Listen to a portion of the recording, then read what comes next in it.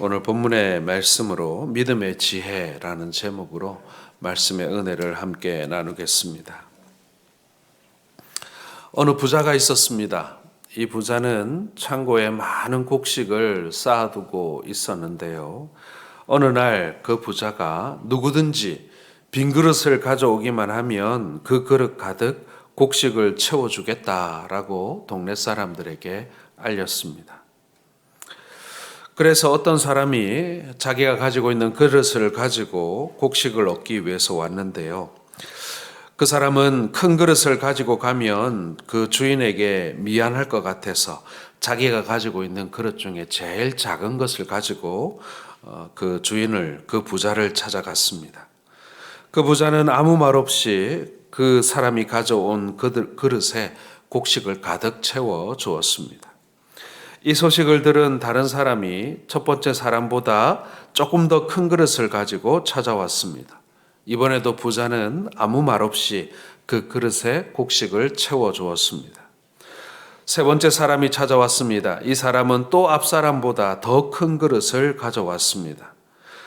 큰 그릇이 마음에 걸리기는 했지만 믿져봐야 본전이다 라는 마음으로 그 큰 그릇을 가지고 왔는데 부자는 크고 작은 것 하나도 따지지 않고 또 그 사람이 가져왔던 그릇 가득 곡식을 채워줬습니다.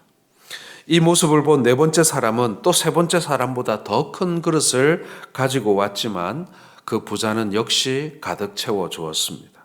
자, 이러자 첫 번째 사람에게 불만이 생겼습니다. 그는 부자의 형편을 생각해서 작은 그릇을 가지고 찾아가서 조금만 얻어왔는데 이 가만히 뒤에 오는 사람들을 보니 자기가 손해본 것 같은 마음이 들었나 봅니다. 부자에게 찾아가서 항의를 했습니다. 왜 다른 사람들은 나보다 더 큰 그릇인데 그 그릇에 가득 채워준 것입니까? 부자는 어이가 없었습니다. 그리고 타이르듯이 이렇게 말했습니다. 내가 가득 채워주겠다고 했지 그릇의 크기를 정해준 적은 없지 않느냐. 나는 약속대로 당신이 가지고 온 그릇에 그 곡식을 가득 채워줬을 뿐입니다. 이렇게 대답을 했다고 합니다. 여러분, 우리는 하나님께 많은 은혜를 받기를 원합니다. 문제는 은혜를 받을 만한 믿음의 그릇을 우리가 제대로 준비하지 못하고 있다라는 것이죠. 남들이 받는 큰 은혜는 부러워하면서도 정작 나는 그 은혜를 받을 만한 믿음의 그릇이 준비되어져 있지 않다면 그 책임은 전적으로 나에게 있는 것이 아니겠는가 하는 것이죠. 하박국 선지자는 타락할 대로 타락한 유대 나라를 바라보면서 마음이 아팠습니다. 많은 사람들이 살만해지니까 온통 죄에 빠져 있었어요. 시국은 말할 수 없이 어수선했습니다. 이러다가 나라가 망할 것 같았습니다. 하박국 시대의 유대 나라는 총체적인 난국이었습니다. 이때 하박국 선지자가 갖는 의무는 악인은 잘 되는데 계속되는 하나님의 침묵은 이해할 수가 없었던 것입니다. 하지만 앞에서 살펴본 대로 하나님의 침묵은 아무것도 안 하시는 침묵이 아니었습니다. 하나님은 우리가 볼 때 침묵하시는 그 순간에도 일하고 계셨던 것입니다. 그런데 그 하나님이 일하심을 하박국은 이해하지 못했던 것이죠. 그것은 하나님께서 의인에게 징계를 내리실 때 그렇게 형편없고 악한 갈대아 사람들을 사용하실 수 있는가 하는 것입니다. 하박국 선지자가 이와 같은 의무를 가지고 부르짖었습니다. 그는 하나님의 뜻이 어디 있는지 알기 위해서 성루에 올라갔습니다. 그리고 부르짖고 응답을 받은 이야기가 오늘 이 말씀인 것입니다. 하박국 선지자는 쓰러져가는 나라의 운명을 생각하면서 안타까운 마음으로 하나님의 긍휼을 기다렸습니다. 그랬을 때 하나님께서 그에게 응답을 주신 겁니다. 그 응답은 뭐냐면은 의인은 그 믿음으로 말미암아 살리라라고 하는 말씀인 것이죠. 어쩌면 지금은 모든 상황이 모순처럼 보일 수도 있고 도무지 이해가 되지 않는 상황일 수도 있습니다. 그러나 너희가 끝까지 믿음을 지키면 그 믿음으로 말미암아 결국 승리할 수 있을 것이니 그러므로 끝까지 믿음을 지키라는 것이 하나님의 응답이었던 것입니다. 오늘 하박국 선지자를 통해서 어두운 현실을 극복하고 위기를 기회로 만드는 데 필요한 방법이 무엇인지를 이 시간 함께 살펴보고 우리의 기도의 제목으로 삼기를 원합니다. 첫 번째로 여러분, 말씀을 가까이 하고 말씀대로 살아야 합니다. 2절 말씀 다시 한번 읽어보겠습니다. 여호와께서 내게 대답하여 이르시되 너는 이 묵시를 기록하여 읽을 수 있게 하라. 살면서 고난과 시련을 만날 때면 우리가 믿음의 회의를 느낄 때가 있습니다. 그때 여러분 무엇보다도 필요한 것이 말씀이라는 거예요. 어떤 때는 내가 외웠던 말씀 한마디가 나를 수렁에서 건져내기도 합니다. 어떨 때는 내가 들은 말씀 한마디가 내 마음에 변화를 일으키고 어떨 때는 내가 본 말씀 한마디가 내 인생을 송두리째 바꿔버리기도 한다라는 것입니다. 그러므로 예배에 최선을 다해 참석하고 성경을 많이 읽고 말씀을 묵상하는 것이 우리에게 체질화 되어야 한다라는 것입니다. 서울의 젊은 전도사가 교회를 개척했습니다. 천막을 쳐놓고 교회를 시작했는데 참 열심이었습니다. 온 동네를 돌아다니며 전도를 하게 되는데 어느 날 한 가난한 집에 전도를 하러 가게 됐습니다. 그런데 그 가정을 보니 참으로 딱하기 그지없는 겁니다.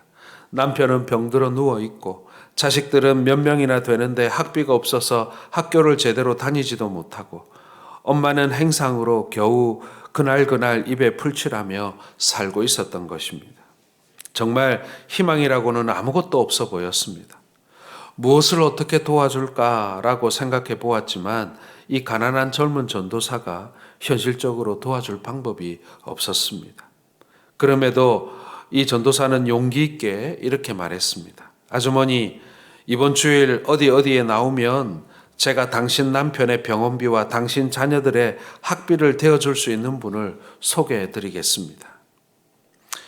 지푸라기라도 잡아야 할 상황에서 이 전도사의 말은 그 여인에게 생수와 같은 말이었습니다. 그래서 반신반의 하고 한번 속아보는 셈 치고 주일에 깨끗한 옷으로 입고 그 젊은 전도사가 일러준 장소에 가보았습니다. 가보았더니 그곳에 천막을 쳐놓고 몇 사람이 모여서 예배를 드리고 있는 것입니다. 그곳에서 젊은 전도사는 침을 튀기며 무슨 말인지 알아듣지도 못하는 말을 열변을 토하며 하고 있었습니다. 집회가 끝나자 그 젊은 전도사가 하는 말이 잘 오셨습니다. 매주일 이곳으로 나오시면 그분을 만나게 될 겁니다. 다음 주일에도 이 시간에 꼭 나오십시오. 그 부인은 너무나도 실망스러웠습니다. 그러면서도 한편의 마음으로는 아이고 당신 신세나 내 신세나 마찬가지네 이런 생각도 들더라는 거예요. 그러면서 젊은 전도사가 하도 열심히 권하니까 마지못해 약속을 하고 그 다음 주일에도 또 그 다음 주일에도 그 천막교회에 나오게 되었습니다. 그리고 그곳에서 그 전도사가 소개해 주시는 그분, 즉 주님을 만나게 되고 하나님의 은혜를 체험하게 되었다고 합니다. 하나님의 은혜를 잊게 되자 남편은 병이 나 건강하게 되어 직장을 다니게 되었고 자녀들은 공부를 또 계속하게 되어 훌륭하게 되어 다 믿음의 가정을 이루게 되었다고 합니다. 여러분, 믿음으로 사는 자는 하나님께 나아가는 자입니다. 하나님께 나아가면 하나님이 책임지신다는 거예요. 우리는 계속 하나님이 하실 방법을 내어놓으라고 하나님을 윽박지르고 하나님께 대답을 요구합니다. 그러나 하나님께서는 믿음으로 나아가기만 하면 나머지는 내가 다 책임지겠다라고 말씀하고 계시는 것입니다. 오늘 우리도 성경대로 살고 예배 때 주신 말씀대로 살려고 힘쓰면 하나님은 반드시 하나님의 살아계심을 우리에게 보여주실 것을 여러분 믿으시기를 바랍니다. 두 번째로 여러분, 때를 기다리며 살아야 한다라는 것이죠. 3절 같이 읽겠습니다. 이 묵시는 정한 때가 있나니 그 종말이 속히 이르겠고 결코 거짓되지 아니하리라. 비록 더딜지라도 기다리라. 지체되지 않고 반드시 응하리라. 여기서 여러분 그 종말이 속히 이르겠고라는 말은요, 바벨론이 지금은 굉장히 강하고 강성한 나라처럼 보이지만 때가 되면 순식간에 무너지게 될 것이다 라는 그런 말씀입니다. 그러므로 너무 급한 마음을 가지고 왜라고 물으면서 믿음과 기도에 회의를 품지 말라는 그런 말씀인 것입니다. 지금 내가 원하는 대로 응답되지 않고 어떻게 이런 악한 자들이 의인을 심판할 수 있는가라고 하면서 하나님 앞에 짜증내고 화를 내고 의문을 품지만은 그렇지 않다는 거예요. 하나님께서는 반드시 정한 때가 이르면 하나님이 이를 속히 이루게 될 것이다. 모든 역사에는 때가 있습니다. 그 때를 기다려야 한다는 것입니다. 지금 눈앞의 현실만 보고 하박국처럼 왜라고 질문하지 말라는 것입니다. 조금만 더 기다려보면 불의한 사람은 무너질 때가 오고 의로운 사람은 일어날 때가 올 것이다 라는 것입니다. 여러분, 일이 뜻대로 안 되면 우리 마음속에도 수시로 하박국에 했던 질문들이 생겨납니다. 그러면 어떻게 되냐면요, 마음에 여유가 없어져요. 그리고 사람들과 부딪히게 됩니다. 사람들의 말 한마디, 행동 하나하나가 다 거스리고 보기 싫고 잘못된 것처럼 보입니다. 그러나 여러분, 그때 희망을 포기하지 말고 우리 앞에 최상의 때가 준비되어 있음을 믿고 기다려야 합니다. 눈물을 흘리며 씨를 뿌리면 기쁨으로 단을 거두는 날이 반드시 올 것을 믿으면서 말입니다. 우리들이 신앙생활을 하면서 많은 좌절감과 불신의 마음이 생기는 것은 기다리지 못하는 데서 오는 것이라고 할 수 있습니다. 우리가 여러분 분명히 기억해야 할 것은요, 하나님의 응답이 늦다는 것은 나의 기준 그리고 나의 표준에 맞춰 볼 때 늦은 것이지, 하나님의 표준과 하나님의 때에 맞춰 보면 그때는 절대로 늦지 않은 가장 적절한 때라는 것을 우리가 알게 되는 것입니다. 그러므로 우리가 비록 더딜지라도 기다려야 하는 것입니다. 왜냐하면 하나님은 모든 것을 하나님의 때에 맞추어서 1초도 빠르지 않고 1초도 늦지 않게 응답하시기 때문이라는 것입니다. 그런데 많은 사람들이 기도하고 기다리지 않습니다. 하나님의 오랜 침묵에 기다림까지 포기해 버립니다. 여러분, 이것은 믿음의 파산입니다. 기도했다면 포기하지 말고 기다려야 합니다. 비록 더딜지라도 기다려야 하는 것입니다. 그러면 하나님께서는 반드시 응답해 주시는 분이라는 거예요. 영국의 소설가 헐버트 웰츠가 쓴 단편 소설 중에 대주교의 죽음이라고 하는 소설이 있습니다. 아주 짧은 소설인데요, 그 내용은 아주 간단합니다. 대주교가 날마다 습관적으로 교회에 나와서 기도를 했습니다.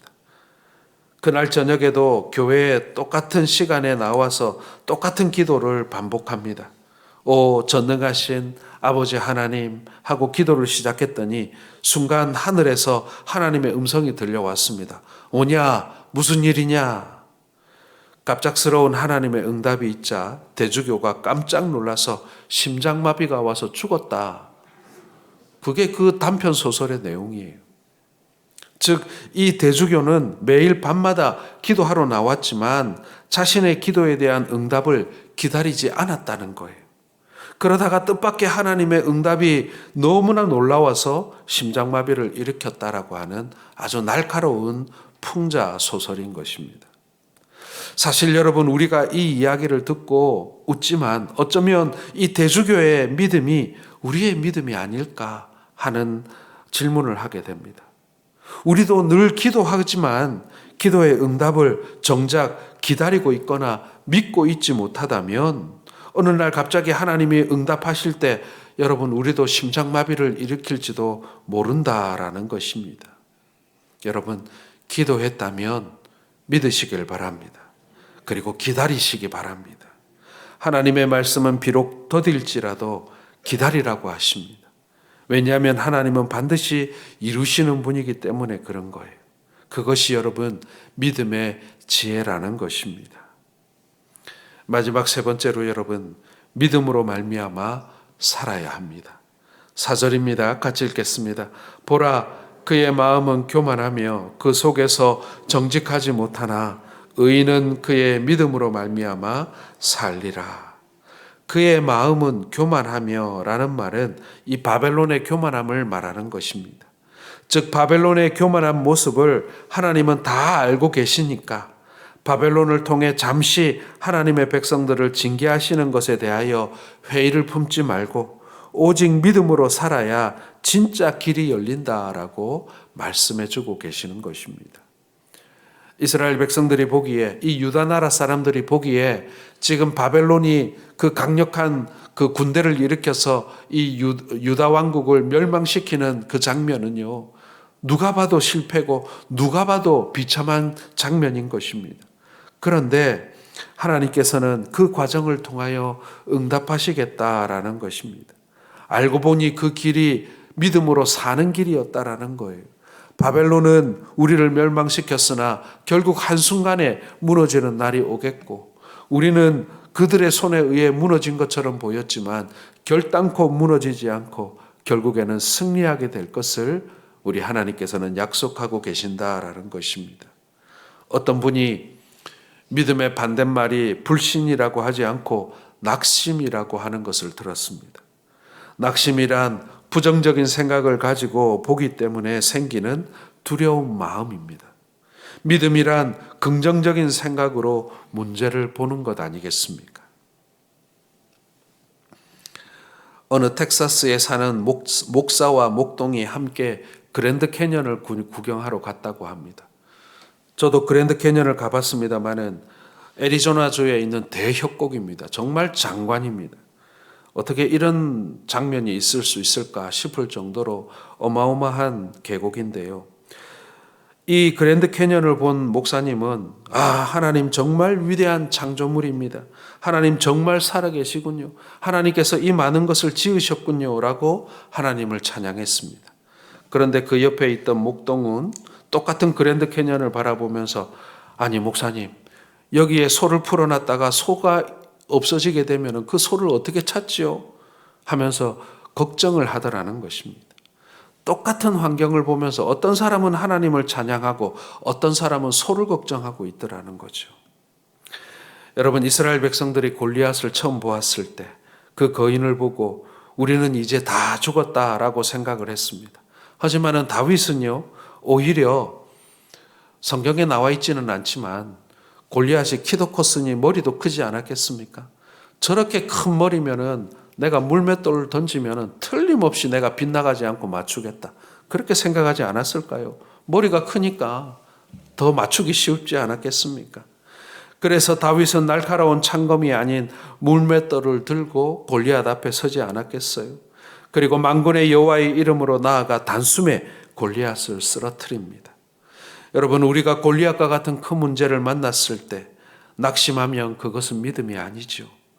다윗처럼 하나님이 함께 하심을 믿고 담대히 나아가면 얼마든지 그 문제를 이겨낼 수가 있습니다. 주님은 우리를 도우실 때 환난을 면제시켜 주는 것으로 돕는 것이 아니라 그 환난을 그대로 두셨지만 환난을 이길 수 있는 힘을 주심으로 우리를 도우시는 분이심을 믿으시길 바랍니다. 여러분, 우리에게 그런 힘이 있습니다. 여러분들이 그 힘을 안 써볼 뿐이지 그 힘은 분명 있습니다. 여러분, 혹시 간혹 요즘에는 뭐 길에 그런 것 없는데 이 지나가다가 이 주먹으로 이렇게 이 기계를 빵 치면 이 그 숫자가 다 올라가는 그런 그 오락기 보신 적이 있죠. 그걸 뭐라고 부르는지 잘 모르겠는데 저도 예전에는 그 이 한 번씩 동전 넣고 그 펀치를 한번 때려가지고 숫자가 어디까지 나오나 한번 본 적이 있습니다. 왜 사람들이 그걸 쳐보는 줄 아세요? 내 힘이 얼마나 되는가 궁금해서 그런 거예요. 내가 다른 사람들에 비해서 내가 이 펀치 힘이 세나 적은가 해보는 거예요. 그러면 점수도 나오고 등수도 나와요. 여러분, 많은 그리스도인들이 내 펀치가 얼마나 센지 몰라요.